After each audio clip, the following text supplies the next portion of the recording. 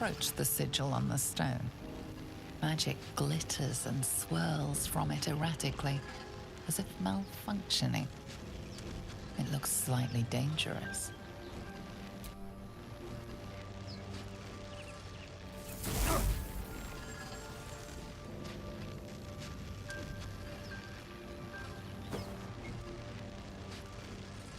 A hand?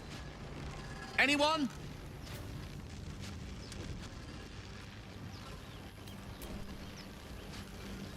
Ow! Perhaps I should have clarified? A helping hand? Anyone?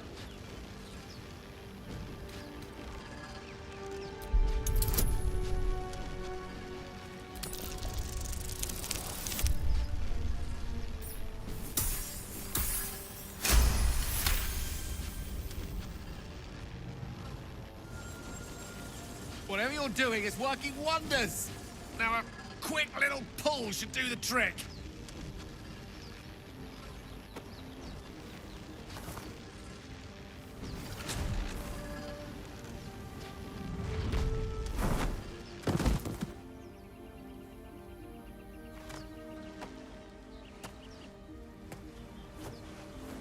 Oh.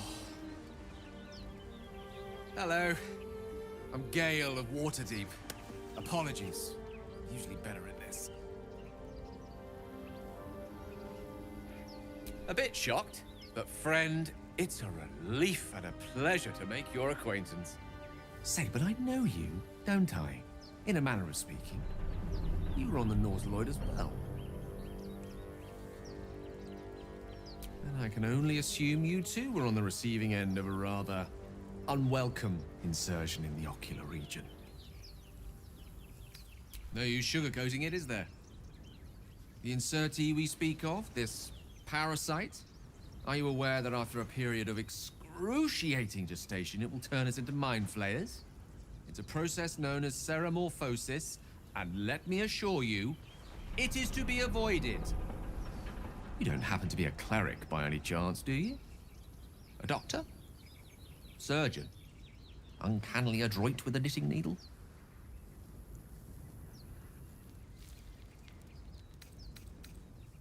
I suppose few enough can. Not exactly a common affliction. We're most certainly going to need a healer, and soon, too. How about we lend each other a helping hand once more and look for a healer together? Most excellent. A parasite shared is a parasite halved.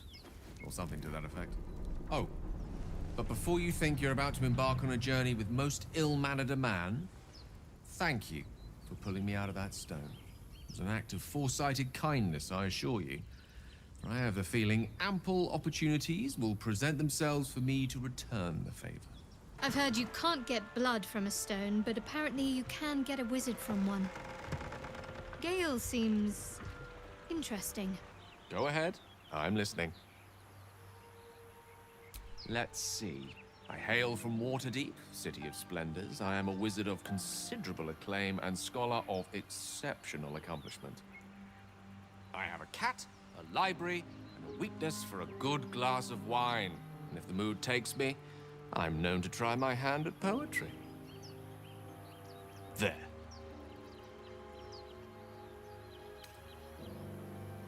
Certainly. That I have a great respect for privacy, for instance, especially my own. Spare me a moment, if you please. I've something important to discuss with you.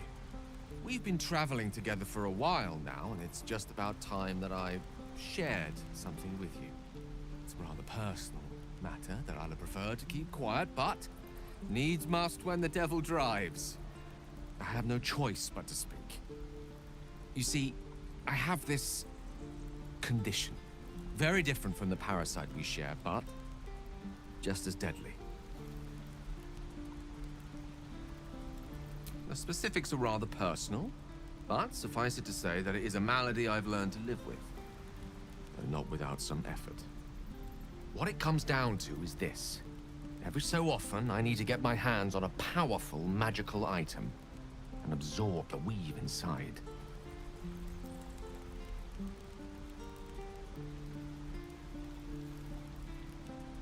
I can say no more on the matter. Not now, anyway. Just trust me when I say it's all of vital importance. It's been days since I last consumed an artifact, since before we were abducted. It is time. And by that, I mean it's imperative that I find and consume strands of weave at the earliest possible juncture.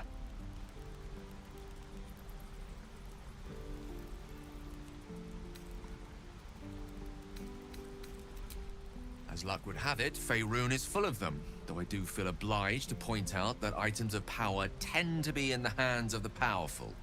There'll be danger involved, or great cost.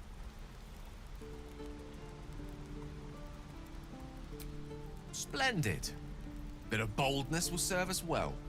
I'm sure we won't have to look very far to find what I need. Faerun overflows with magic-infused treasure. I know the allure magic artifacts hold. I understand their value and their power. All this to say, I understand the sacrifice I ask of you. But if I may be so bold, it's for a very good cause indeed. I hope I can count on you. What's on your mind? Apart from finding me an artifact to consume, which I assume you're pursuing with the appropriate urgency. That is most gratifying to hear. May I?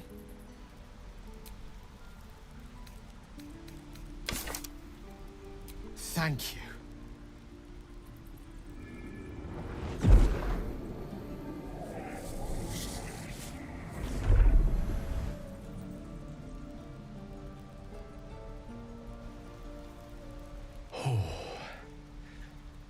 That hit the spot. I can feel it work. The magic, it's like a lullaby that sings to sleep the demon inside. A metaphorical demon, I haste to point out, but no less dangerous. And no less bound to wake up again to continue its ravages. Such is the nature of all monsters.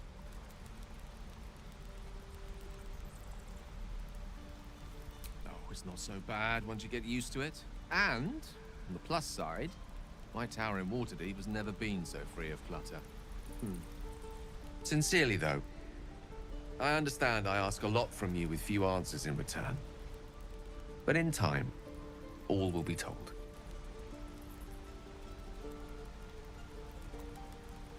My lord, I bow to your boundless kindness. Think of it as tribute. The kind a king might pay to a more powerful neighbor to avoid invasion. As long as I pay, there will be peace. But should I ever stop, along comes a war. I can assure you, the battlefield would extend well beyond the borders of my body alone. My condition is worsening again. I need to consume some powerful magic or it may become volatile.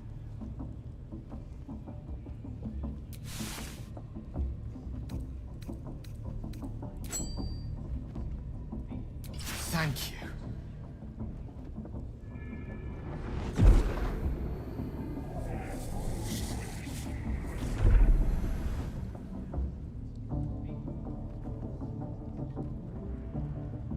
It is a strange experience. Each time anew, like a lost soul is spelunking through the darkness that is me, only to be sacrificed on the dread altar of the heart. But this doesn't feel quite right. It never feels right, but it relieves. This doesn't relieve. Oh.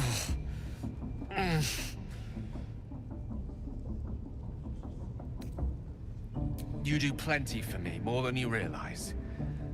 But this cannot be remedied. The magic isn't having the effect it should have. It's not like the last time, like a rainstorm that quells a forest fire. It merely drizzles. The embers still sizzle, the fire remains undefeated. I'm not certain what's going on, but nothing good. Please, I need to think. I need to retrace my steps to a glade of calm and think. Thank you for the artifact. A great deal of trouble it was too. A great deal of trouble indeed. Thank you. I'm glad you sought me out. Amidst all this merriment, I wasn't sure we'd have a chance to speak this evening. I was hoping you'd spare me a moment. There was something rather magical I wished to show you. As they say in Waterdeep, in wine there is truth. That's usually followed by, in water there is good sense. I promise you, my offer is a perfectly sober one. So, what do you say? A lesson. And trust me when I say few have experienced the pleasure I offer to teach. However, it's something best experienced in more intimate surrounds. Once the revelry is ended, and the stillness of the night has been restored. For now, please, enjoy the celebration. When it is done, I will show you all. I saw you with Gale. You two looked cozy. Far be it from me to judge. Blood must still be running a little hot after everything. There. Some liquid courage. And try to get some rest too if you can. Tomorrow's another day. What the hell's sex? Passion? Fun? Well, it's easy for some, of course. You and Gale seem to be getting on very well. I wonder if he uses magic in the bedroom. That could go very well, or very badly. A pity for us you have promised your body to Gale. I've no doubt he's as seductive as he is succinct.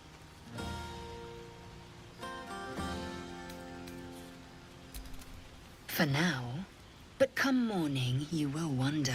There's promise in patience, I assure you. Let the night run its course so that we can run ours as well. It's nice to be somewhere where good is still possible. Take you and Gale, for instance. Don't think I haven't noticed the sparks flying. He's a good egg. A little scholarly for my taste, but I'm sure you could crack his spine like a new book. Good to see the two of you getting along anyway. At least one of us is getting a little action.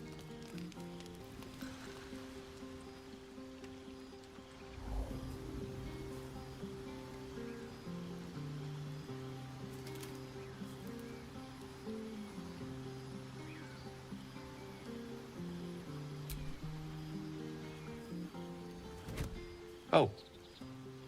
My, you startled me.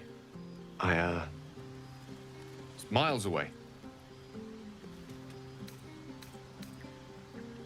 In a manner of speaking, yes. I was lost in prayer of all things. Mystra, for indeed it was her image I conjured, commands all magic. Salvation, if such a thing exists, is hers to bestow or withhold. And yet even now, more than I fear losing my own self and soul, I fear losing my command of her art. Magic is my life. I've been in touch with the weave for as long as I can remember. There's nothing like it. It's like music, poetry, physical beauty, all rolled into one and given expression through the senses. That is why I asked you to seek me out, to offer you a taste of such wonders. Would you like me to show you? Then follow my lead.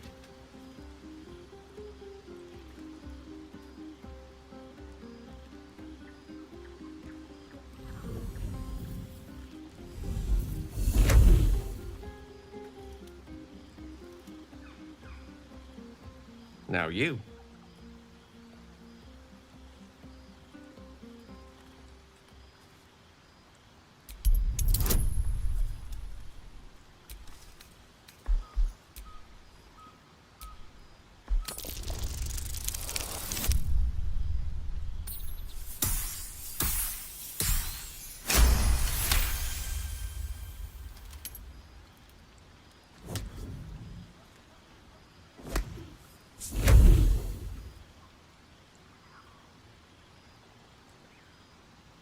You feel something strange, like a kind word and a kind touch at the same time. It's warm and comfortable, Excellent. Now, repeat after me. Athran Mistraril Kantrak Eo.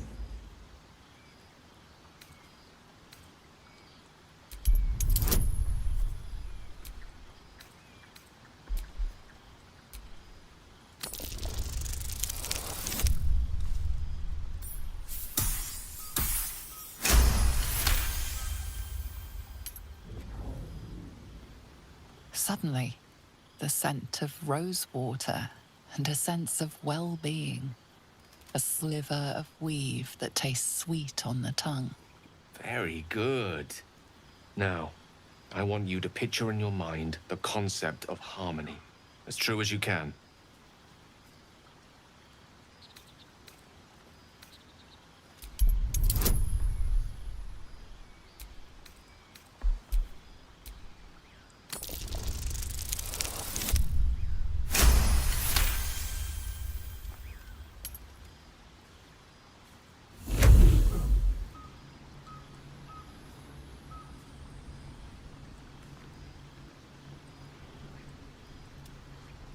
You see, or is it sense, the presence of a woman.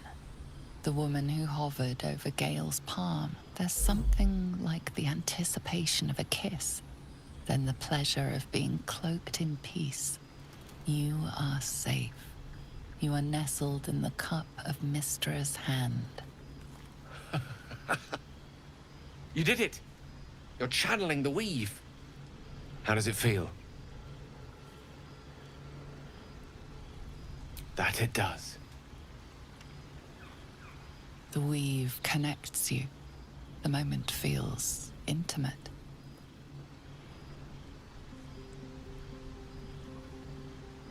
You realize the weave is making you one. You have but to imagine your desire, and Gale will know it.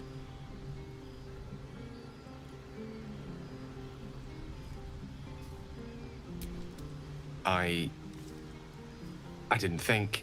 You perceive quick-fire gusts of embarrassment, trepidation, and finally, elation. Sorry, I wasn't expecting. But it is a pleasant image, to be sure. Most pleasant, in fact. Most welcome. The weave evaporates, and as it does so, you realize the night feels suddenly cold and lonesome. Oh. There it goes. How easily things slip away from us, no matter how hard they were in the obtaining. Good night. I enjoyed sharing a moment of magic with you. Always a delight to speak with you. What can I do? I assure you it's not. Don't get me wrong, you did well. The somatic component, the verbal component, even the focus on the inner self that invites Mystra in. But I was still your conduit. To perform such a feat alone requires much and arduous study. Yet it is life's most worthy pursuit in my impartial, if not humble opinion.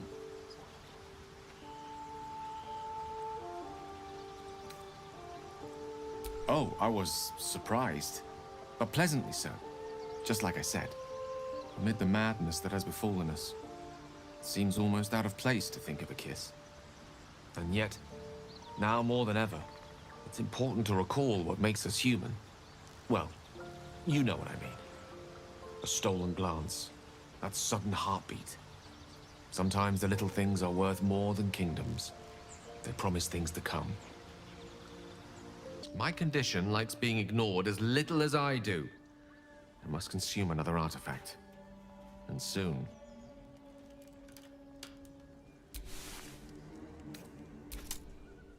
Thank you.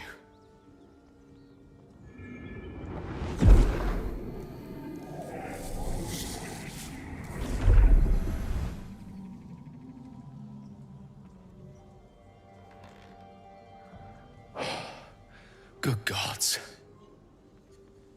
It hardly has any effect. Oh, Mystra, have mercy on us all.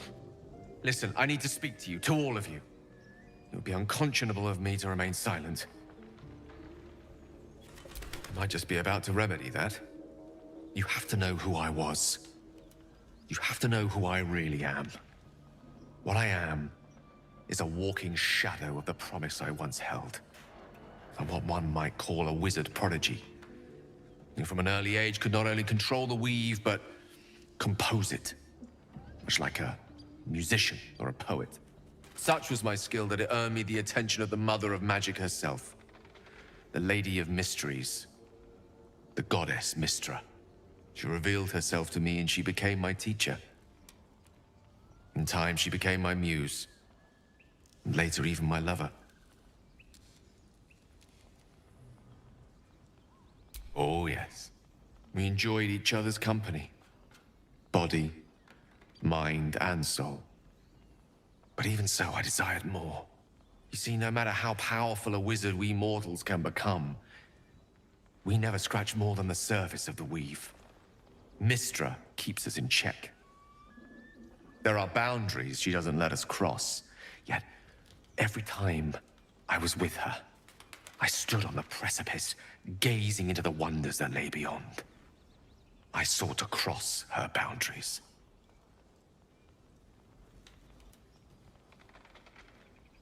I tried to convince her. I pouted. I pleaded. Swore my ambition was only to serve her better. But she only smiled and told me to be contented. But inconceivable as it seems to me now, I shared a bed with a goddess, and yet I wasn't satisfied. So I sought to prove myself worthy to her instead. We come now to the crux of my folly. Shall I share the story behind it, or would you rather head straight to its sordid finale? Very well. Here goes. Once upon a very long time ago, a mighty lord lived in a tower. A flying tower, to be precise. I'll save his history for another time, but the gist of it is that he sought to usurp the goddess of magic so that he could become a god himself. And he almost managed, but not quite. And his entire empire, Netheril, came crashing down around him as he turned to stone. The magic that was unleashed that day was phenomenal. Roiling like the prime chaos that outdates creation. Even the weave itself could not withstand the onslaught. It fractured, then shattered, and all magic was lost to the mortal realms. Until the day Mystra returned. She restored the weave, reuniting all its scattered shards. Or so I thought. Until, in the course of my studies, I learned of a book. A Netherese tome in which a piece of the fractured weave had been sealed beyond her reach. What if, I thought, what if, after all this time, I could return this lost part of herself to the goddess? You know me. My gestures can never be grand enough. I was certain that this deed of raw power, draped in romance, would convince Mystra to take me by the hand and welcome me into her hitherto forbidden domains. I was mistaken. I obtained the fabled book and took it into my study. As for what happened next... Here. Place your hand over my heart. Let me show you.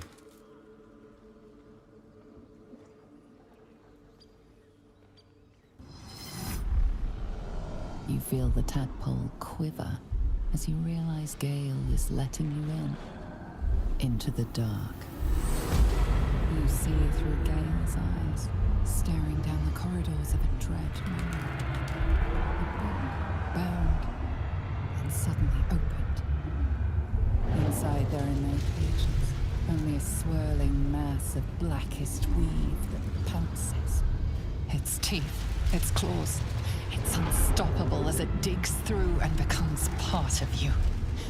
And gods, is it ever hungry.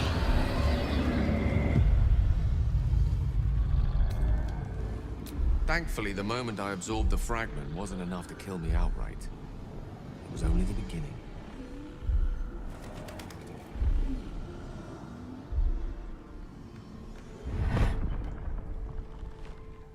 This Netherese blight, this orb, for lack of a better word, is balled up inside my chest. And it needs to be fed. As long as I absorb traces of the weave from potent enough sources, it remains quiet. Were it ever to fully destabilize, however.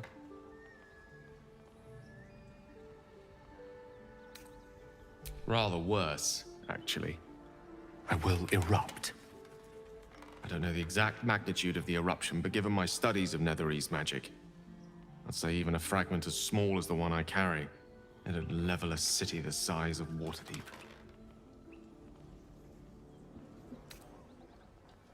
I know. All of this.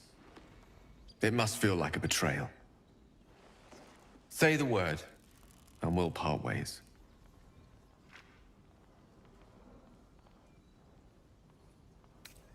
That is a great relief. Oh, a great relief indeed. You truly are a soul that steals my own. From all my new rallied heart, I thank you. I thank you all. I understand if you stand against me. I'm humbled if you stand with me. Either way, I will do my best not to let you down. I stand at a precipice, but if you do not give up hope, neither shall I. I'll fight. I'll resist as long as I can. Now, even I am tired of the sound of my own voice. Let us venture forth. I do enjoy our conversations. What do you need? Ah, yes. Karsus. Karsus was perhaps the most powerful wizard that ever lived. The child who would be a god, the elves called him. And he tried. With a spell of his own devising, he endeavored to usurp in one fell swoop the power of the goddess of magic. Mistral, she was called then. Imagine what it must have felt like. To be a god. To know yourself, to be untouchable. To be mistaken. As Karsus aimed his spell at her, she began to unravel. And with her, the entire weave. Too late did he realize what he had unleashed. It would have been the end of everything had not Mistral sacrificed herself. The goddess of magic is all magic. By dying, the entire weave was lost, and the spell that challenged a god failed. It was the end of Mistral, the end of Karsus, and the end of an entire civilization. As the child who would be a god was turned to stone, his empire came crashing down around him. The floating cities of Netheril were no more. An event that came to be known as Karsus's folly.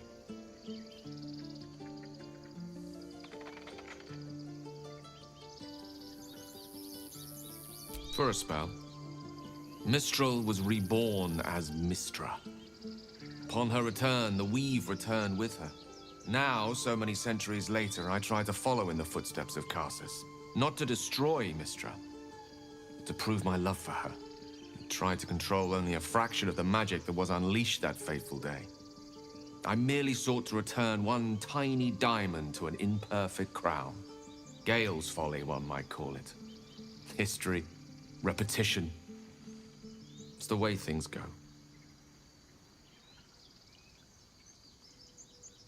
If it should ever come to that, if I ever know I am no longer able to stop it, I will do anything I can to ensure no one but me pays for my mistakes. I will find the remotest place on the surface of Faerun, or perhaps far below in the depths of the Underdark. I will await that death, alone. I promise I will not betray your trust. You kept me by your side despite the menace that I am. If worst comes to worst, I will be long gone before the curtain falls. Even in such fraught times as these, there's peace to be found in the stillness as evening draws in. I used to while away many hours just like these with my companion. Though in far comfier surrounds. She preferred it when we were alone. Curled up before a crackling hearth with some ancient, esoteric tome between us. Ink glinting in the firelight.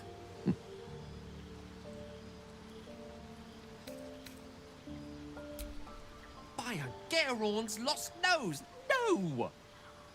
Tara is not any cat. She's a Tressum. And given your confusion, I'm guessing you've never met one. They're brilliant creatures. Fine company for any self-respecting wizard. Should be proud to see me keeping such fine company. The savior of those poor tieflings, no less. And I've given her precious little to be proud of recently. After I was afflicted with my condition, I locked myself in my tower for an entire year. I was inconsolable, wallowing in my self-inflicted tragedy. I'd given up on myself, but Tara never did. It was her encouragement, her research that led me to my treatment. Once we knew that magically infused items were the key, she went out to find them for me. She saved my life. She has a good heart. She'd recognize the same in your actions here. I'm sure she'd approve of me lending myself to your efforts.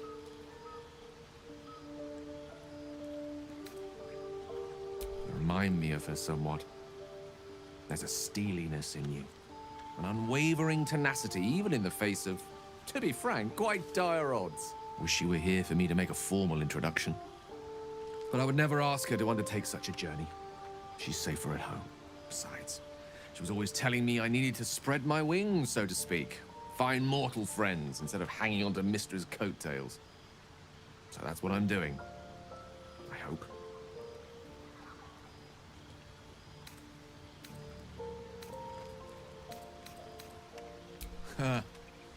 Very funny.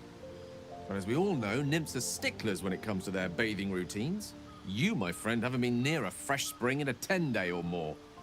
Not that I don't appreciate your musk. Actually rather like it. Well, this seems as good a time as any for me to stop babbling on.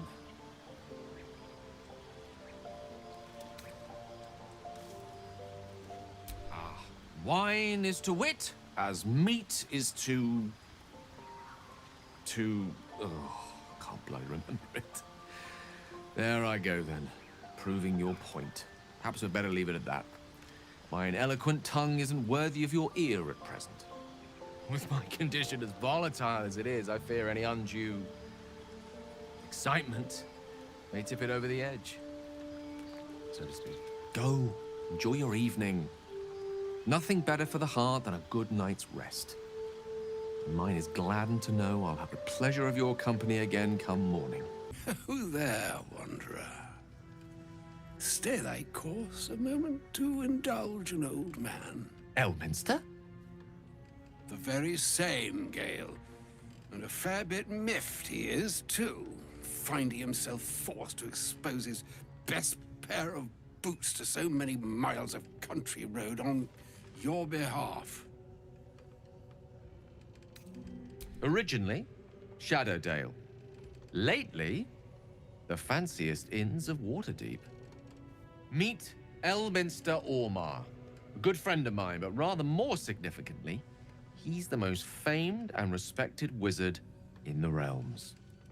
Am I, indeed? Most famed and respected errand boy, more like. I was bid to spare neither time nor my own self to find you. She sent me, Gale. You know of whom I speak. But why? Out with it, Elminster. Please. Young man, has your sojourn away from Waterdeep washed away your decorum as well as your patience? Nigh a 10-day I've gone without honest fare, worthy of the name. Drank naught, but what the sky entitled my thirst. Why, some bread, cheese, and a cup of wine would appear unto me a feast. Surely you won't begrudge me a mite of rest and repast before I get out with it?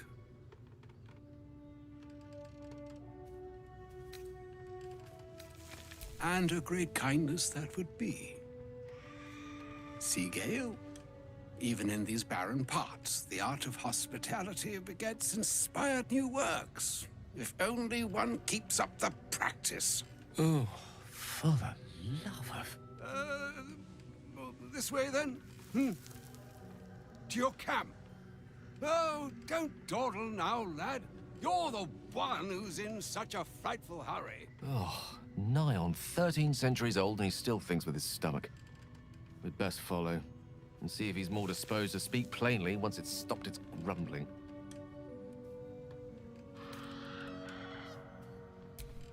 There go our best supplies.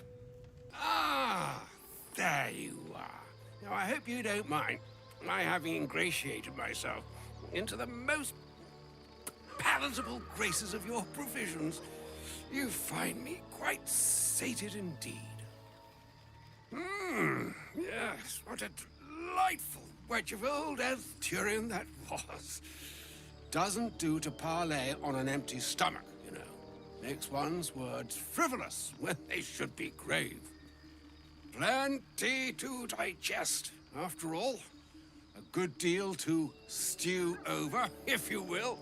Words ladled with import should be savored so as to better absorb their meaning.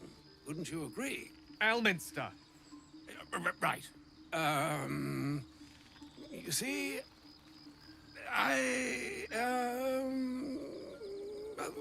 that is to say, Gale, my boy, I've come to address a most pressing matter. I'll speak as plainly as I can, forswearing the accustomed frills that decorate my speech.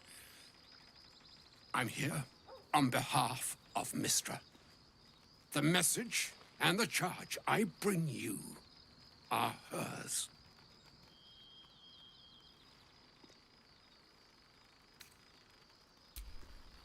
Thank you for that most considerate reminder. You know where you went wrong, Gale. No, we needn't dwell on that here and now. But even so, you're to be given a chance of redemption. Mistra would consider forgiveness. She would consider what she considers to be forgiveness. Mistra is aware of the misadventures that have befallen you both. She knows of your strife with the Absolute, that most insidious of evils.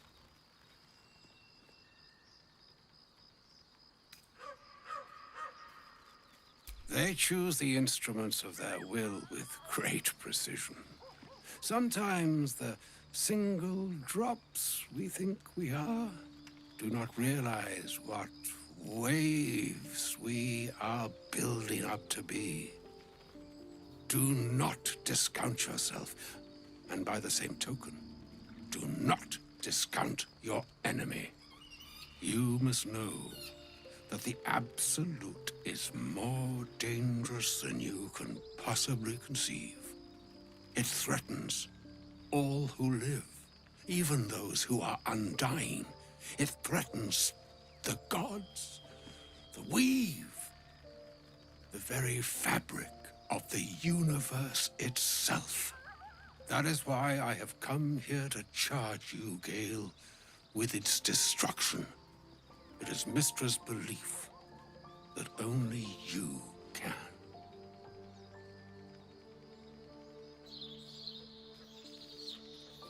The orb. Precisely. Mistra has granted me the power to stop the clock, as it were, on the orb's rush to overpower you. Instead, you will be able to unleash its lethal combustion at will. Interesting. This could be help or hindrance. We shall have to see.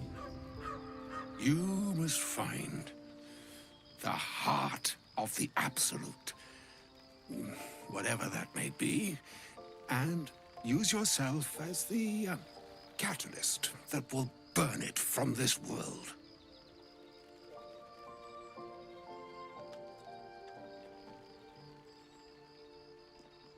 He is not. But it seems that Mistra is. It brings me no pleasure saying this, my friend. But such is Mistra's will. Yours must be the sacrifice that will undo the Absolute. And for your sacrifice, you will be Such is Mistra's promise.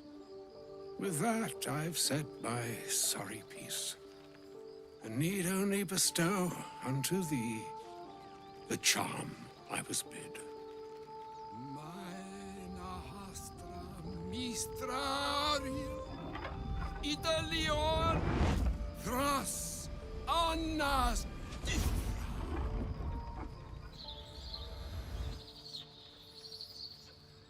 It is done. Both charge and charm have been committed into your care. To you, I commit into care Gale himself. I count on you to shepherd him well on this strangest of journeys.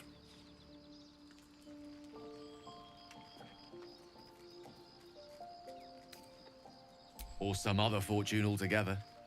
Like moons make swell and wane the nescient seas, so too the sky-strewn gods ordain the tidal fates of mortal days.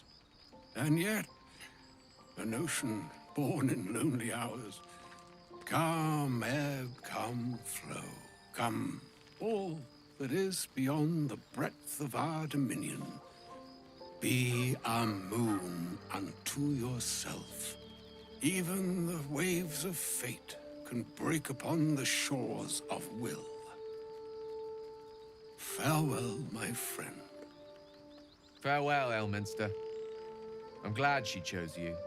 An audience with Elminster is never less than memorable. I'd have hoped to introduce you to him in less dire circumstances. But those are hard to come by these days.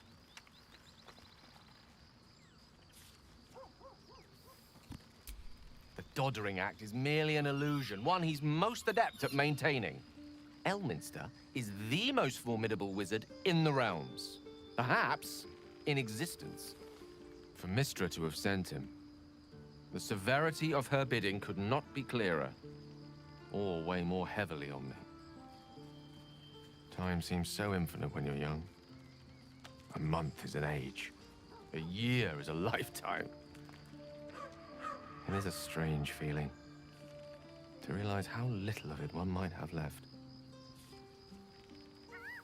Of course, you offer the clearest solution to our problem. All I have to do is find the right place and time, close my eyes, and let go. Then the slate will be clean. Wrongs will be righted, the absolute will be gone, and I along with it.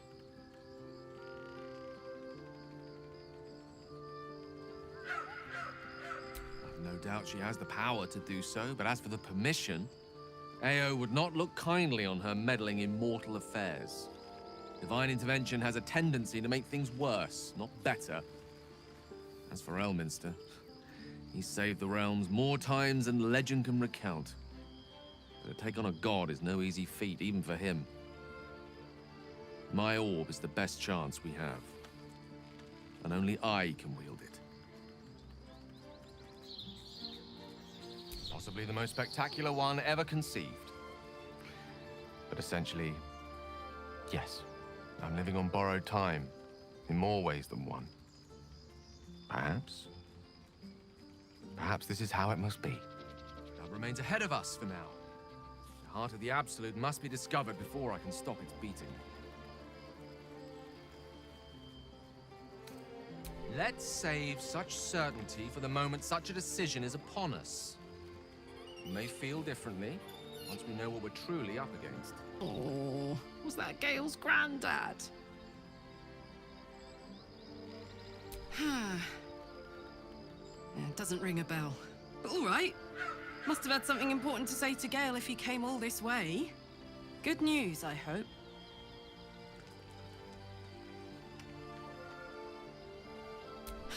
Whoa now, he's got a... Well, I guess that would explain a little, but... Mistra? I mean, this is a lot to take in. What's he going to do?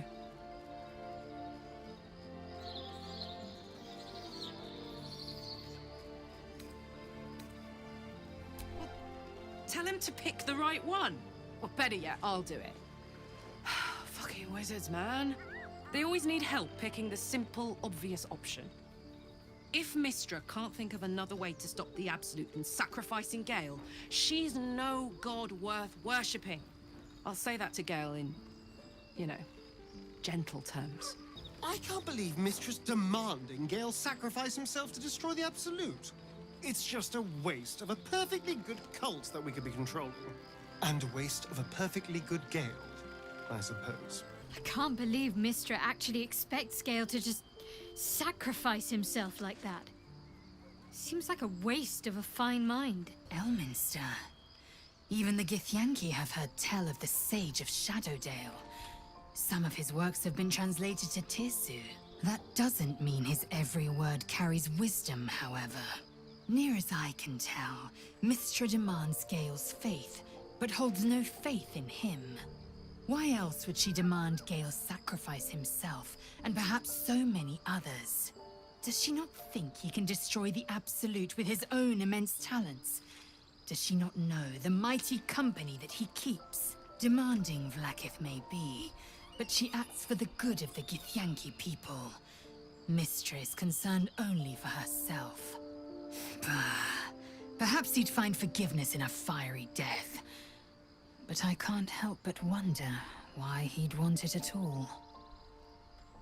I do enjoy our conversations. What do you need? She expects those who seek to use the weave to do so honestly, and with respect for its potential to destroy, as well as its potential to save. I doubt she's asked many of her followers to blow themselves up. That's a fate she's bequeathed exclusively to me. She wouldn't ask such a thing if it weren't our only means of survival. However much she's annoyed at me. Oh, you know me, ever the optimist. I'm trying to focus on the positives. Truth is, I was living on borrowed time already. Consuming those items would only have kept the orb sated for so long. If anything, I feel more at peace than I have in months. At least now I know my death will have purpose. It won't be a distant bang in the footnotes of history.